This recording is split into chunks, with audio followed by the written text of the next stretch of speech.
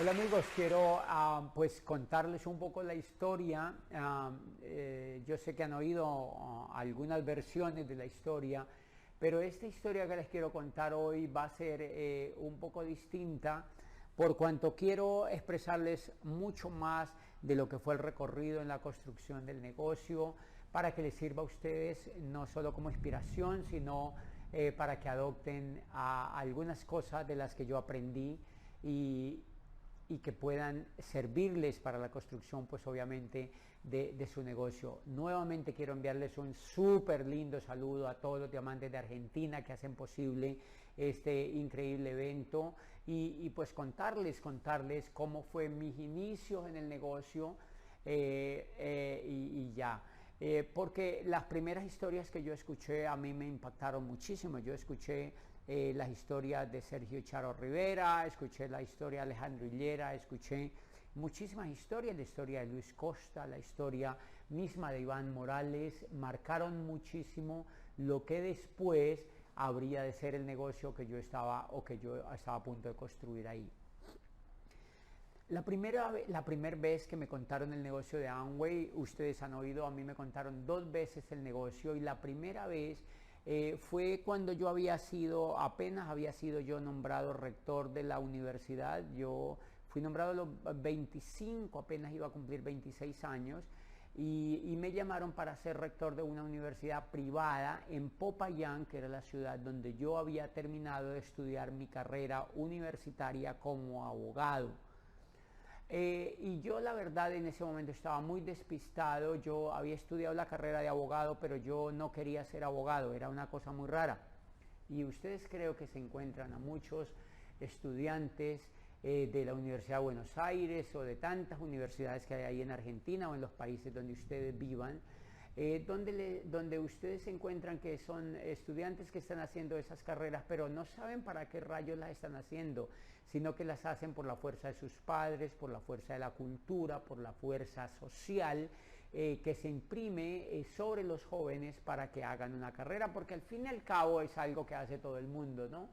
Y yo también terminé haciendo esa carrera, pero yo no quería ser abogado, yo le tenía pavor a ser abogado, pero en última yo no sabía qué era lo que iba a hacer. Con esa incertidumbre, pero yo sí había sido líder universitario, yo había fundado periódicos, yo había hecho paros en la universidad, yo había gritado en las protestas y era había vetado profesores y era pues muy dinámico, había sido muy dinámico dentro de la vida universitaria. Por ese dinamismo había fundado grupos de liderazgo, había tenido espacios de tertulias, todo eso yo lo había hecho dentro de la universidad y creo que al parecer mi objetivo por estudiar Derecho y Ciencias Políticas había surgido de la necesidad que yo quería ser político.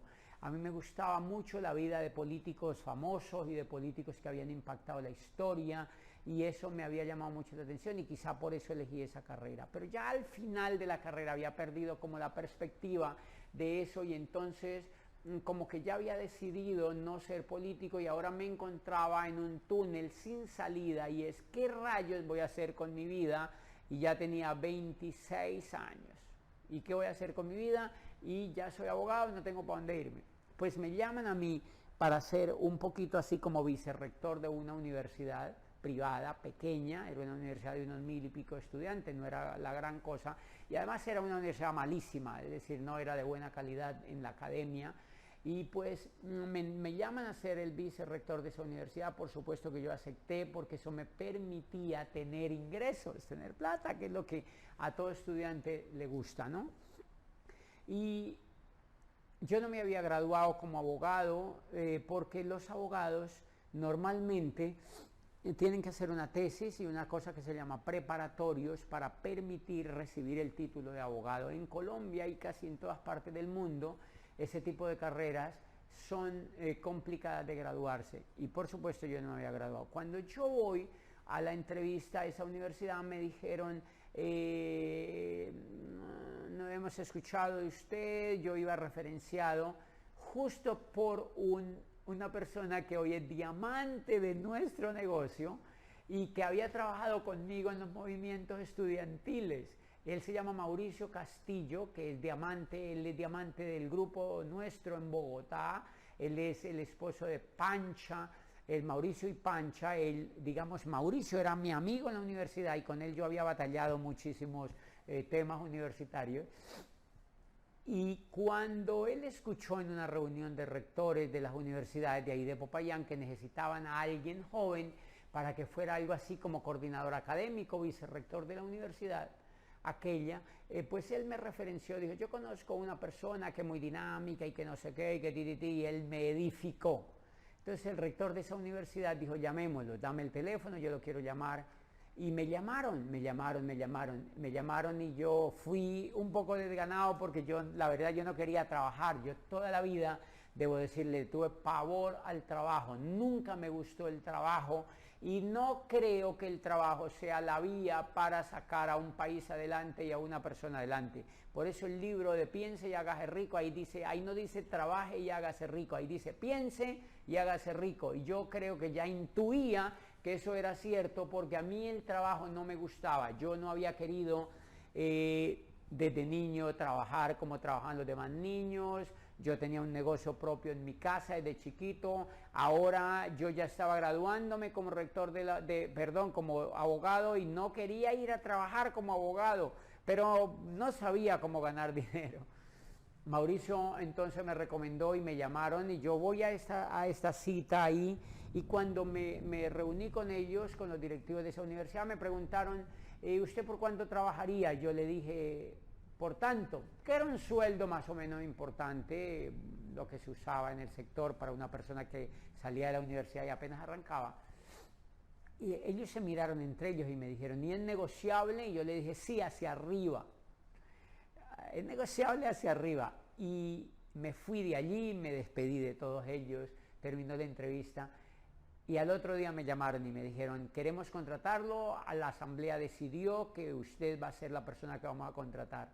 Y parece que les gustó el chiste que yo les dije, sí, es negociable el salario, pero hacia arriba, porque eso como que ellos dijeron, este no tiene miedo de que no lo contratemos y tampoco tiene miedo de pedir lo que cree que se va a ganar, o sea, tiene actitud.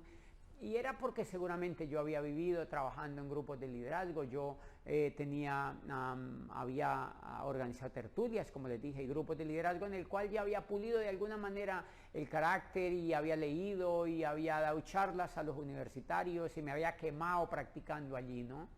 Empecé a trabajar en esa universidad. A los 6 meses al rector lo despidieron porque ya llevaba como años de rector, no tantos, pero seguramente 4 o 5 años llevaba como rector y ya tenía unos 65 años y lo despidieron como rector porque ellos se fijaron en mí. Miren lo que hacen las pinches empresas tradicionales, pero es lógico, no son tontas.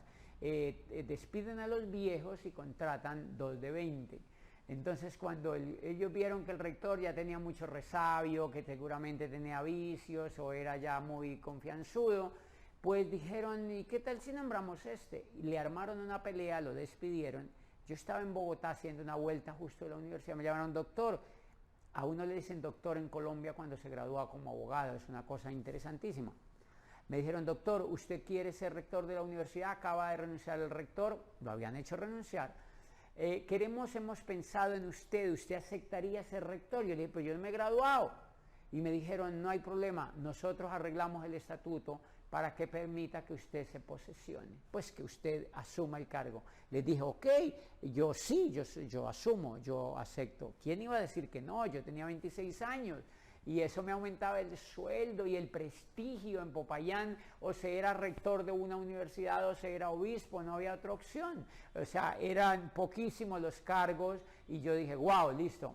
Acepté. Una vez yo llegué a Popayán, hicieron full reunión, me anunciaron que yo había sido nombrado rector. Y entonces yo sentí cierto miedicho en el culillo porque yo decía, no me he graduado. Yo era literalmente un estudiante de último año y me acababan de nombrar como rector de esa universidad. Los rectores habían sido gente de mucha edad, prestigiosos, de apellido, de gente que tenía cierto pedigrí en sus hojas de vida, y entonces ahora yo era un muchachito de 26 años que había sido nombrado como rector de ellos. pero era un reto increíble. Cuando asumo el trabajo con los profesores, los profesores decían, ¿y quién es ese? No, el rector, es el nuevo rector. Entonces me presentaron ante 150, 190 profesores y mire, les presentamos el rector. Yo era flaquito y pues nada, novato, pero yo tenía liderazgo. Y por fortuna yo había leído algo de la historia de la educación, porque la constitución política en Colombia la habían cambiado y había un buen capítulo que hablaba de la educación. Entonces, de alguna manera yo había, de manera extracurricular, había leído cosas de la educación, había leído a Jean Piaget y había leído a Pestalozzi, había leído de alguna manera la pedagogía, y entonces a mí me tocó dirigirme a los profesores, 26 años, 190 profesores, la mayoría adultos, muy adultos. Y yo le hablé de Pestalozzi, le hablé de Piaget y les hablé pues de los griegos y de la mayéutica de Sócrates y de cómo Aristóteles y Sócrates habían hablado de la educación, pero como el libro más increíble de la educación lo había escrito Platón y se llamaba La República. Y les explicaba yo a los profesores que La República no era un libro de política como se creía, sino un libro de educación. La República es el libro más increíble, les dije a los profesores ese día, que se ha escrito sobre educación, y justamente la compilación más increíble, el pensamiento más agudo, les dije yo ese día a los profesores, el pensamiento más agudo sobre educación lo tiene Platón en el libro séptimo de La República, que se llama La Caverna. Y allí en La Caverna Platón explica el mundo de las tinieblas y el mundo de la luz, basado en un gran episodio donde deja claro qué es educación y qué es ignorancia. Y yo les hablé a los profesores ese día, y desde ahí empecé a ganarme cierto respeto, y otros que me odiaban, por supuesto, muchísimo, pero me posesioné, digamos, o entré a ser rector de la universidad. Y arranco pues una pericia increíble, un trabajo lindo con la gente, con profesores, con estudiantes y tal. Llevaba 2 meses de ser nombrado como rector de aquella universidad, cuando el decano que me había dado clases de ciencias políticas en la universidad pública donde yo había estudiado la carrera de Derecho, llegó un día risueñísimo, así risueñísimo, ¡fa!, riéndose a mi oficina, se hizo anunciar y entró. Y me dijo, vengo a saludarlo, pues a felicitarlo por haber sido nombrado como rector. Él es muy joven y la verdad es muy brillante que te hayan nombrado como rector. Pero también he venido a contarte algo. Y yo, ¿qué? Y se le veían esos dientes brillantes y su cara llena de alegría. Y me dijo, quiero contarte un negocio. Una cosa increíble, nos vamos a hacer millonarios, nos vemos en las playas del mundo, nos vamos a hacer millonarios, nos vemos en las playas del mundo. Y repetía mucho eso, y yo dije, está loco, porque el profesor era comunista, me había enseñado ciencias políticas y siempre nos hablaba, era de comunismo, y era muy serio y muy tieso, pero ahora estaba sonriendo y lleno de emoción y de alegría. Después me di cuenta que era porque llevaba más de 100 cassettes en su carro y los escuchaba. De audios de diamantes del negocio de Amway. El negocio de Amway había acabado de entrar en Colombia, era a 1997 más o menos, y acababa de entrar a Colombia el negocio, y él había sido reclutado dentro de esa primera gran reclutamiento que se hizo en Colombia cuando ingresó el negocio de Amway, que eso ocurre muchísimo, entra muchísima gente, y ese decano entró, había ido a convenciones en Bogotá, estaba alucinando, estaba fascinado, estaba increíblemente comprometido con el negocio, y me auspició. Me auspició por la siguiente razón, porque yo dije, él es el decano, era decano de la Facultad de Derecho y Ciencias Políticas, quien me había dado a mí ciencias políticas en esa misma universidad. Ahora lo había nombrado como decano, yo era rector acá en esa universidad pequeña, y él me quería auspiciar. Entonces yo dije, él es el decano, yo no me he graduado, ¿qué pasa si le digo que no? Graduarse es difícil. Profesor, me auspicio en el negocio de Amway. Entro, doctor, entro. ¡Wow! Él me dijo, ¡wow! Sí, yo te voy a hacer, y me hizo el registro y todo lo que se hace, y me entregó unos audios. Y me entregó unos audios de unos dominicanos, yo los llegué y los puse en el equipo en mi casa, y eso gritaban horrible, ¡guau! Gritaban muchísimo, eran las señoras ahí gritando, apagué eso, nunca lo quise volver a oír. Y ahora el decano ya no me llamaba doctor, sino que me llamaba socio. Me decía, socio, ¿dónde estás, socio? Voy para allá, socio, quiero ir a tu oficina. Y ya no era el alumno que había sido con tanto respeto que yo le tenía, sino que era su socio. Y ya no me llamaba doctor, y yo tampoco le llamaba doctor, él me llamaba socio, y yo le llamaba socio, él me llamaba socio, y yo le llamaba socio. Y un día fue a mi oficina y yo le dije, doctor, socio, pero yo no me he graduado. Usted me está llamando socio con este negocio, pero yo no me he graduado. Y me dijo, tranquilo, socio. Graduarse yo les había dicho que era muy difícil. Pues señores, él asumió el liderazgo de mi grado. Yo le expliqué que si no me graduaba como abogado, no me nombraban en propiedad como rector de esa universidad. Me dijo, tranquilo, socio. Sacó los permisos, los turnos, para yo presentar los preparatorios, y él fue de los que más me dirigió la tesis de grado. Me dieron un reconocimiento a la tesis de grado, una mención a la tesis, y más o menos en 20 días o un mes, pónganle, yo me estaba graduando en la rectoría en privado de esa universidad importantísima, que se llama la Universidad del Cauca en Popayán. Esa universidad es muy importante porque han pasado 17 presidentes de la República de Colombia por sus claustros de la Facultad de Derecho y Ciencias Políticas, y es difícil pasar y es difícil graduarse. Ahora yo me estaba graduando ahí con el liderazgo de mi socio, que me había metido al negocio de Amway a soñar, y que él estaba convencidísimo que yo iba a hacer el negocio. Pero miren lo increíble y lo que es la falta de información y de conciencia. Como yo no escuché audios y no leí los libros, y la verdad él nunca me puso un libro para que yo leyera, ni fue insistente en que escuchara más audios, sino que me siguió ahí hablando y dale. Yo empecé a ponerle límites, a hablar con él, porque ya me había graduado. Entonces mi mente como que dijo, ya se graduó, chao con el socio. Y no le volví a poner cuidado a mi socio. Entonces él no volvió a ir a la universidad. Y ahora yo empecé a rajarme paulatinamente del negocio que acababa de entrar. No di un solo plan, consumí uno que otro producto. En mi casa duró una caja que llegaba con productos y con el kit del negocio, rodando, el perro se la comió, fue un desastre total. Y yo decliné de hacer el negocio. Es decir, nunca lo hice, solamente me inscribí y seguí metido en la universidad como rector. Pero pronto empecé a darme cuenta que yo me levantaba, me bañaba, me iba a trabajar por la noche, comía, me dormía, y al otro día me levantaba, me bañaba, me iba a trabajar, y al otro día, y esa noche dormía, por la noche me levantaba, desayunaba, me iba a trabajar, llegaba cansado a mi casa, y al otro día pues me levantaba, me bañaba, me iba a trabajar, y por la noche veía televisión, y al otro día me levantaba y me bañaba y me iba a trabajar, y por la noche iba a televisión, y de pronto el otro día me levantaba, desayunaba, me bañaba, me iba a trabajar, y por la noche iba a televisión, y de pronto el otro día me levantaba, me bañaba, me desayunaba, me iba a trabajar, y por la noche iba a televisión, y de pronto el otro día me bañaba, me levantaba, iba a trabajar, y por la noche veía televisión, y de pronto al otro día me bañaba, me levantaba y me iba a trabajar, y por la noche veía televisión. Y yo empezaba a hacerme la siguiente pregunta: ¿qué cosa más rara? ¿Para eso yo estudié esta carrera?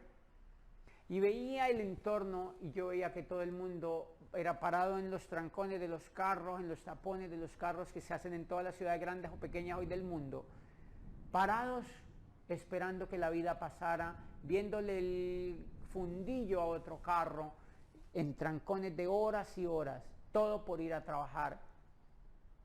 Desayunados todos para ir a trabajar, y por la noche ver televisión, y al otro día levantarse desayunados para ir a trabajar, y por la noche ver televisión, y al otro día levantarse, desayunar, bañarse, ir a trabajar, y por la noche ver televisión.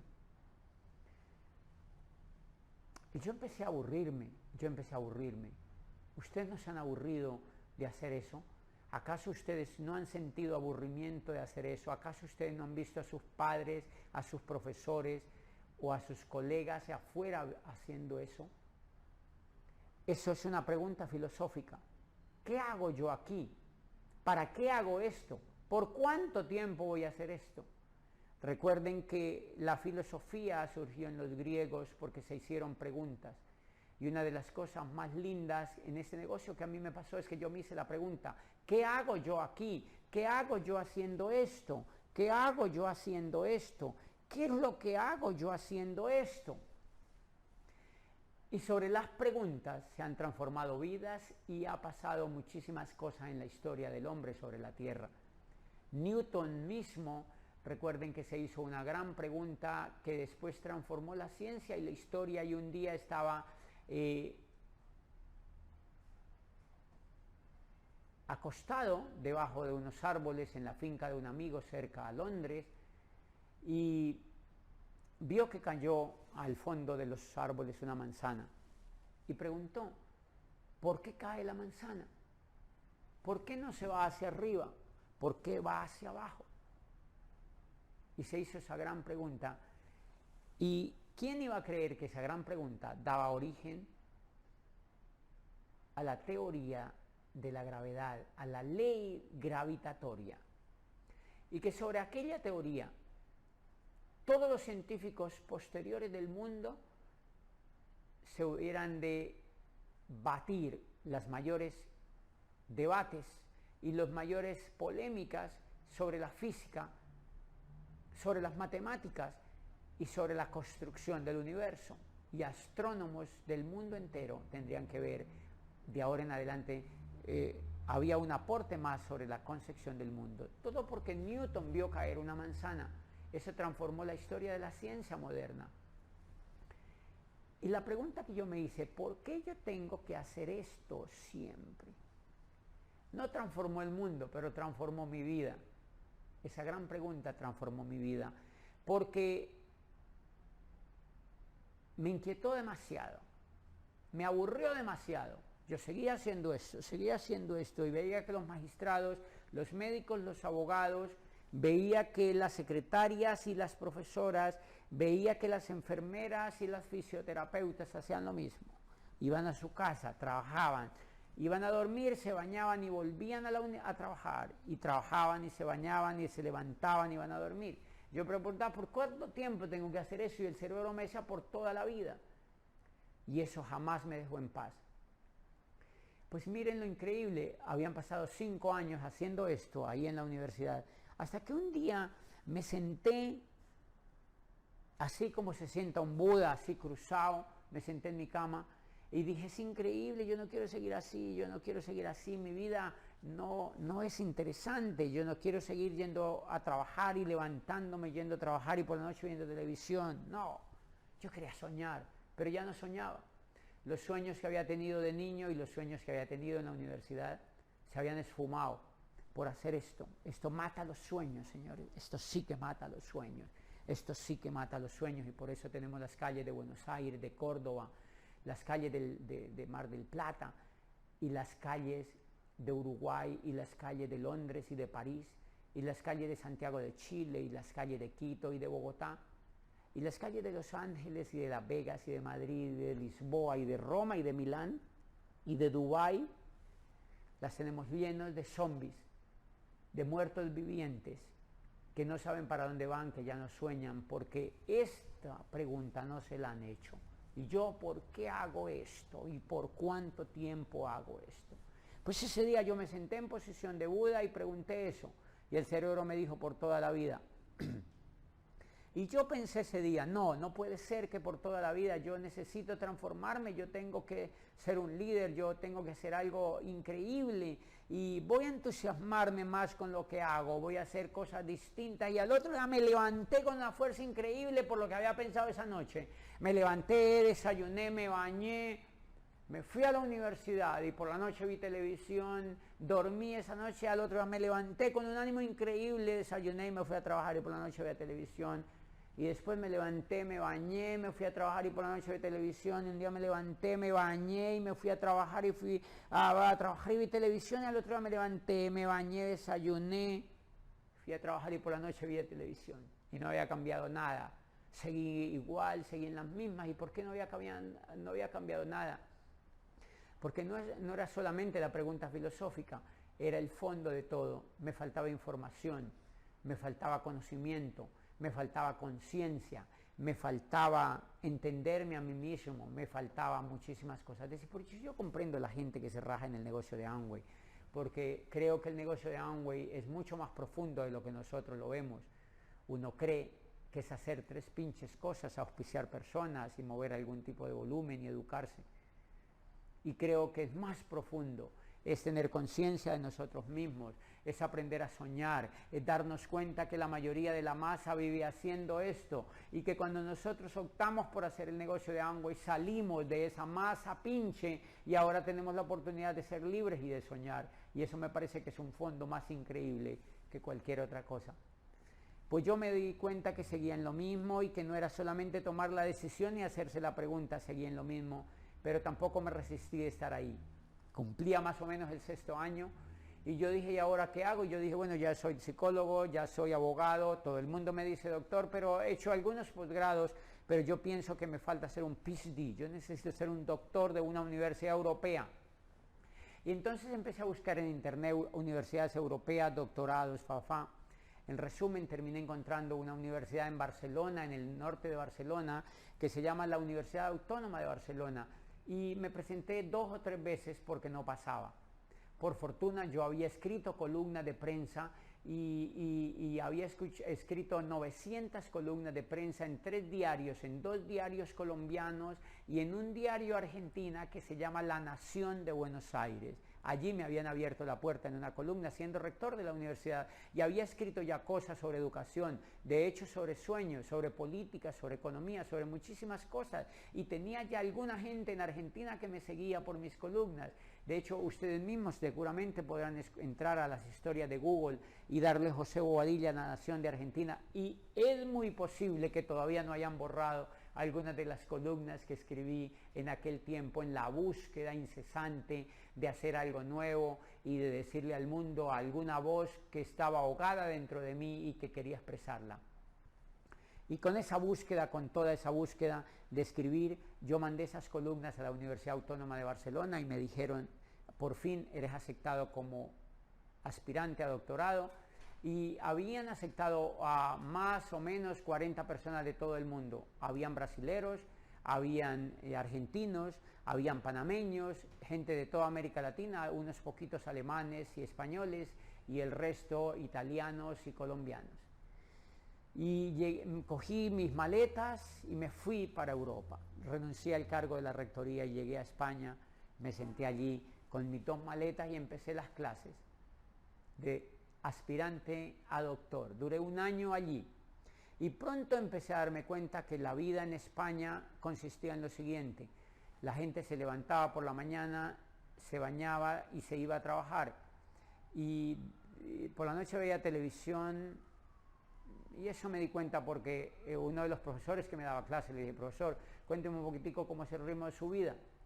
Y me dijo, pues ¿cuánto lleva aquí en la universidad, profesor? Él era un profesor que me llevaba 20 y pico años. Me dijo, yo llevo 23 años aquí dando clase en la universidad, y pues yo por la mañana me levanto, me desayuno, me baño un poco, vengo a la universidad, doy clase, por la tarde voy a una empresa a hacer consultoría, por la noche veo televisión, veo la tele, y al otro día pues vengo aquí a la universidad. ¿Cuánto lleva haciendo eso, profesor?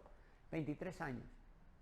23 años y es doctor y hace eso. Ay, qué aburridor. Qué aburridora es la vida. Y salí al metro de Barcelona y estaba lleno de gente que se levantaba y corría hacia el metro a ir a una empresa, y por la noche veía televisión y al otro día se levantaba, corría al metro, se iba a la empresa, al otro día se levantaba, corría al metro y se iba a la empresa, al otro día se levantaba, corría al metro y se iba a la empresa, y al otro día se levantaba y corría al metro y se iba a la empresa, al otro día se levantaba y corría al metro y iba a la empresa. Eso me generó algo trágico dentro de mi mente. Yo decía, el mundo está lleno de pollos asados. No es Colombia, es el mundo entero. Yo veía italianos y veía polacos y veía rusos y veía madrileños y catalanes y veía portugueses y gente de toda Europa haciendo esto. Y París, cuando fui a París veía lo mismo. La gente se levantaba, se iba a trabajar y por la noche veía televisión, la otra se levantaba. El pinche mundo está lleno de pollos asados. Y entonces yo empecé a estresarme y mi mente empezó a entristecerse. Yo soy Virgo, yo soy alegre, tiendo a ser eufórico, no me deprimo tan fácil. Y en Colombia uno casi no se deprime. En Colombia tiene el nivel per cápita de psicólogos más bajos del mundo. Nosotros aquí nos respetamos a los psicólogos. No nos interesan los psicólogos, nos reímos de los psicólogos y de los psiquiatras nos burlamos.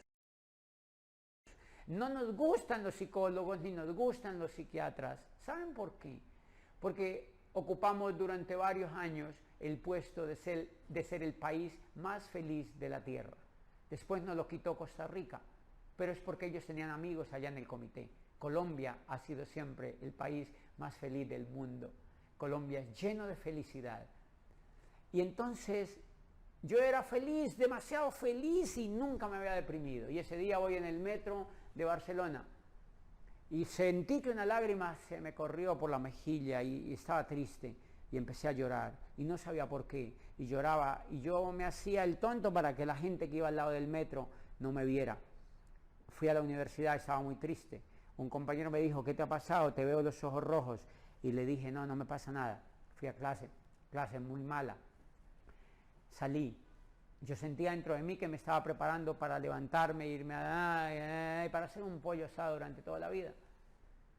Y empecé a perderle la mística al doctorado porque el entorno de afuera me decía que allí no había nada. Cada que me subía al metro de Barcelona lloraba. Pero por la tarde estaba eufórico y por la mañana lloraba y por la tarde estaba eufórico y por la mañana lloraba y por la tarde estaba eufórico y por la mañana lloraba y por la tarde estaba eufórico, pero por la mañana lloraba. Había caído en un síndrome en la psicología que se llama trastorno bipolar y era un trastorno bipolar ya profundo. Un amigo que estudiaba conmigo me dijo, tenemos que medicarte, tenemos que ir donde el psiquiatra para medicarte. Yo no, jamás, no quiero eso, yo no quiero meterle droga a mi cerebro porque yo le tengo pavor a los psiquiatras. Y entonces dije, no quiero eso. Yo sabía que eso no era la solución. Porque recordé una obra de Laura Esquivel que se llama Como agua para chocolate, es una novela, no sé si la han visto allá. Y en esa novela hay un pasaje donde Tita, que es una mujer muy bella, está muy deprimida y llora todo el tiempo, es muy bella, pero está deprimida y llora todo el tiempo, entonces su madre la lleva donde el doctor Brown. Y el doctor Brown la examina y le dice, estás invadida de la tristeza. Estás invadida de la tristeza. Y el doctor Brown decide no formularle ningún medicamento, sino que le pregunta por el amor de su vida. Y aquella chica le habla sobre el amor de su vida. Y el doctor Brown la insta a que se vuele a la frontera y encuentre a esa persona y le hable y la enamore. Y ella solamente con mencionarle eso se le llena la cara de alegría y de energía y de fuerza. Y le dice el doctor Brown, ¿te has dado cuenta? Esa es la cura de tus males. Y le dice, es por una razón muy sencilla. Todos los seres humanos tenemos dentro de nuestro corazón una cajilla de cerillos a la espera de un detonador que los encienda y en eso consiste nuestra felicidad. Y la despacha y se va y no le formula nada. Y yo también sabía que a mí me pasaba eso, yo no necesitaba ninguna droga, yo lo que necesitaba era un detonador que me hiciera feliz. Y entonces tomé la decisión radical de volverme para Colombia. Me volví para Colombia, renuncié y me volví para Colombia, pero antes me fui un mes entero con un compañero de la universidad a las islas Las Palmas de Gran Canaria y ahí estuve como un vago el mes entero asoleándome la panza y bronceándome en el sol inclemente. Es en África realmente, de aquellas islas. Volamos como 9 horas desde Barcelona hasta allá, muy, muy, muy, muy lejos. Y ahí me estuve un mes entero, pero yo ya sentía una fuerza dentro de mí y era la fuerza, me vuelvo para Colombia, para mi país, para el país más feliz de la tierra. Y cuando me subí al avión de Avianca que venía desde Madrid a Colombia, yo sentí mucha felicidad, pero la felicidad más grande la sentí cuando dijeron hemos cruzado el suelo, hemos entrado a territorio colombiano, dijo el piloto, y ¡guau! Yo sentía así una emoción increíble, yo quería gritar de la emoción, y yo quería llorar ahora, pero de la emoción, y llegué a Colombia, y yo estaba emocionado porque había llegado a Colombia, yo sentía mucha, mucha alegría. La universidad me volvió a nombrar como rector. Y yo decía, voy a seguir siendo lo mismo, pero en Colombia. Pero voy a ser feliz, pero en Colombia. Sin embargo, una voz dentro de mi corazón decía, hay algo, debe haber algo para mí. El mundo no puede hacer así de pollos asados. Debe haber algo para mí, debe haber algo para mí. Llegué a la universidad, me nombraron otra vez como rector. Seguramente había hecho un muy buen trabajo. Duré 3 años como rector otra vez de la universidad. Me levantaba, me iba a trabajar y ahora iba a televisión, iba a otra vez, un pinche pollo asado otra vez. Ya tenía más felicidad, ya no lloraba, ni tenía síndrome bipolar, me había curado. Pero seguía en el túnel, ¿qué hago? Debe haber algo para mí, debe haber algo para mí, debe haber algo para mí. 3 años habían pasado. El negocio de Amway se había acabado ahí en Popayán. La gente que había entrado se había desmotivado. Se había desmotivado y se había muerto, y por eso yo saqué la conclusión de que este negocio no era de motivación. Me encantó la entrevista que hace poquito le hicieron a Elon Musk. Cuando le preguntaron, el entrevistador le dice, ¿qué mensaje de ánimo le daría a los emprendedores del mundo? Elon Musk se queda viendo al entrevistador y le dice, si esas personas necesitan un lenguaje, un mensaje de ánimo, es mejor que no sean emprendedores. Porque los emprendedores y los empresarios no necesitamos motivación. Necesitamos es el fuego que tenemos por dentro y el norte y la visión para conquistar nuestros sueños, y por el contrario nosotros no necesitamos que nos motiven, nosotros somos los que incendiamos el corazón de otros. No somos actos de motivación, ni somos objetivos de motivación, y por eso en nuestras convenciones no llevamos motivadores.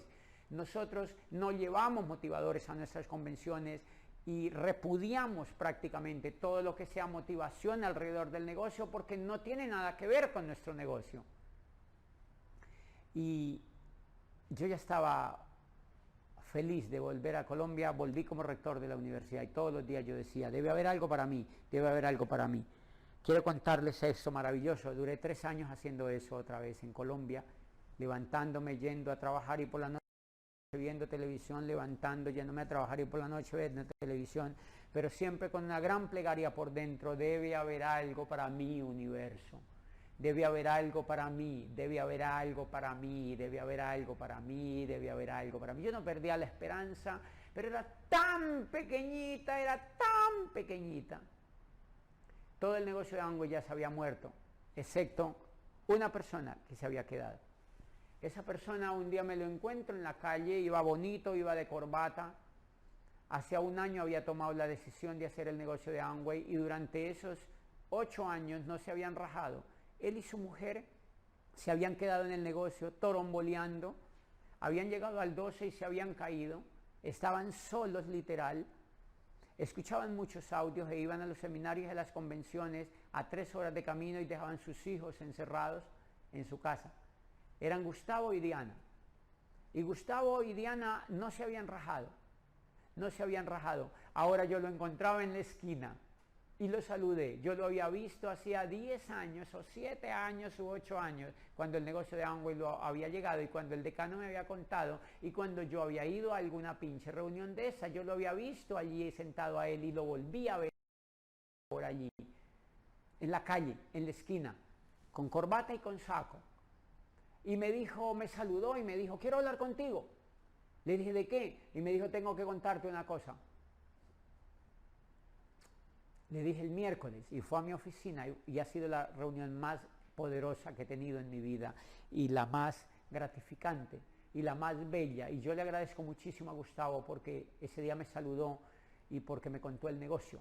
Por eso yo los insto a que ustedes le agradezcan a la persona que les contó el negocio, porque seguramente ustedes no son conscientes de lo que va a hacer para sus vidas el negocio. Gustavo fue ese miércoles a mi oficina y me mostró en un papelito la forma, cómo funcionaba el negocio, cómo funcionaba. Me lo presentó de una manera sencilla y él no hablaba mucho, me escuchaba. Me dijo, yo te he oído hablar en los auditorios y tú hablas de sueños, hablas de libertad, hablas de prosperidad, pero es cierto que tú estás muy frustrado. Yo le dije, sí. Era como si me hubiera leído. Y me dijo, si tú haces el negocio de Amway y llegas al nivel de diamante, vas a hablar por el mundo entero, vas a educar personas, vas a inspirar a miles de personas. Y yo le dije, ¿por qué dices eso? Y me dijo, porque el negocio de Amway tiene un programa educativo poderosísimo por dentro, que a quienes se comprometen y llegan al nivel de diamante los ponen a hablar en todo el mundo y literalmente transforman la vida de la gente. Y eso era lo que yo había soñado, eso era lo que yo quería. Yo quería transformar la vida de la gente, yo quería ser un aporte a la vida de la gente, a la sociedad. Yo no quería ser un parásito del empleo, yo no quería ser una persona que se desgastara toda la vida haciendo esto. No, yo quería ser libre, pero yo quería ser ejemplar, yo quería instar a los jóvenes a soñar, yo quería primero dar el ejemplo y siempre yo quería ayudar a otros. Eso lo tenía muy claro. Ese día Gustavo me dejó 2 CDs. Me dejó De nada sirve la técnica si no hay perro y Primer diamante en Colombia de Alejandro Higuera. Me voy a mi casa y me los escucho y yo quedé impactadísimo con lo que decía Sergio Rivera en El Perro. Quedé impactadísimo. Escuchen mucho ese audio y recomiéndeselo a las personas nuevas para que lo escuchen. Yo escuché ese audio y yo decía, un día voy a conocer a esa persona. Un día voy a conocer a esa persona. Me pareció tan simpático Sergio Rivera, tan sabio, tan buena persona en ese audio. Y quiero contarles una pequeña historia para que se den cuenta que los sueños se hacen realidad. Yo me comprometí con el negocio, como les conté, como les he contado, me comprometí con el negocio a construirlo. Leí, escuché muchos audios. Y una de las cosas que dije cuando oí el audio de Sergio Rivera es, un día voy a conocer a este señor. Y yo apenas acababa de entrar al negocio. Pues es increíble, antes de pasar el 4º año yo ya había calificado a plata, oro, platino, rubí, zafiro, esmeralda, esmeralda fundador, diamante y diamante fundador. En 3 años y medio habían pasado y yo ya había llegado al pin de diamante fundador, en un mercado donde no crecía, en un mercado donde el único que había llegado a diamante era yo, y hacía muchos años no llegaba a un diamante, pero yo ya había creado una nueva revolución, una historia. La gente hablaba de mí, hablaba de lo que yo había creado y eso me parecía lindo. Eso finalmente era lo que yo quería, que yo pudiera dar de alguna manera un ejemplo. Entonces fui invitado a Nueva York a hablar en Manhattan a 4.000, a una convención. Pero cuando yo llegué y hablé, me dijeron, hemos tenido que montar 2 eventos porque ha venido muchísima gente. No debo decirles que fue por mí, porque a mí no me conocía nadie. Es básicamente porque yo había hablado en Miami 8 días antes y de Miami habían oído lo que yo había contado sobre la educación, sobre el poder de la educación, sobre lo que había hecho la educación conmigo para construir el negocio, de dónde venía toda mi génesis y mi lucha por encontrar ese negocio. Y los de Miami hablaban a los de Nueva York, tienen que ir a esa convención, promovieron tanto y con tanta pasión que cuando llegué a Nueva York me dijeron, hemos tenido un gran problema, ha venido demasiada gente y teníamos una convención prevista para 2.000 personas y han venido 4.000. Tenemos que hacer 2 convenciones. Y fue precioso esa experiencia porque la primera la organizaron entre sábado en la noche, entre viernes en la noche y sábado por la mañana, sábado por la noche y domingo todo el día. Y cuando yo estaba detrás del telón en Nueva York para salir en ese hotel, creo que era el Hotel Hilton en Manhattan, escuché una voz de un mexicano que me anunciaba y me dijeron, el host me dijo, te están anunciando. Cuando yo escuché que decían, viene de Colombia, es una persona increíble, me edificaba, es un maestro de la educación que pocas veces habíamos escuchado, y yo dije, es una voz mexicana, ¿quién es él? Y me dijo, Sergio Rivera. ¡Guau! Es Sergio Rivera que me está presentando, era Sergio Charo Rivera. que me estaban presentando en tarima para sacarme a la segunda convención que yo daba en la historia de ese negocio. Y mis lágrimas bajaron por mis mejillas, pero de emoción, de alegría plena, de felicidad plena. Y ahora yo salía, era sacado a tarima en Nueva York y yo vi ahí por primera vez a Sergio y Charo Rivera. Quiero decirles que es increíble soñar. Siempre que tú sueñas, los sueños se hacen realidad y eso me lo demostró aquel día. Yo di esa gran convención y todo cambió para mí. Quiero decirles que eso me lo dijo Gustavo cuando yo entré al negocio de Amway. Me dijo Gustavo, si tú te comprometes y generas un negocio como mínimo al nivel de diamante, vas a tener la oportunidad de cumplir tus sueños. No solamente vas a ganar el dinero, no solamente vas a ayudar a las personas, sino que puedes enseñar a otros, puedes compartir con otros tu legado y puedes instar e inspirar a otros. Y ese fue el inicio de algo increíble. Yo por eso entré a hacer el negocio de Amway. Y quiero explicarles básicamente dos cosas antes de terminar esta historia. Y es contarles que hay mucha gente que me ha preguntado, yo llegué a plata, llegué a oro, llegué a platino fundador, llegué a zafiro fundador y llegué a esmeralda y esmeralda fundador en el primer año, en un mercado que no crecía. Y tomé la decisión de ir a diamante ejecutivo ahí mismo. Y tomé después la decisión de ir a doble diamante y después tomé la decisión de ir a triple diamante y después tomé la decisión de ir a corona y después tomé la decisión de ir a embajador corona. Y es increíble, en 30 años de la historia del negocio en América Latina nadie había querido tomar esa decisión. ¿Y saben por qué yo la tomé? Porque amo profundamente el negocio de Amway. No era por ser el primero, ni era porque me aplaudieran a mí primero, era porque sentía la necesidad de honrar el negocio de Amway, porque sentía la necesidad de agradecerle a los líderes del mundo que yo había sido inspirado y quería también ser un aporte al negocio de Amway en América Latina. Yo me califiqué por pura pasión, por puro amor al negocio. Yo jamás medí lo que me iba a ganar, yo jamás soñé con comprar un teatro con el producido del negocio de Amway. Yo nunca pensé en el dinero, pensé en el sueño, en la gratitud que significaba para mí llegar a embajador corona y construir el negocio de Amway.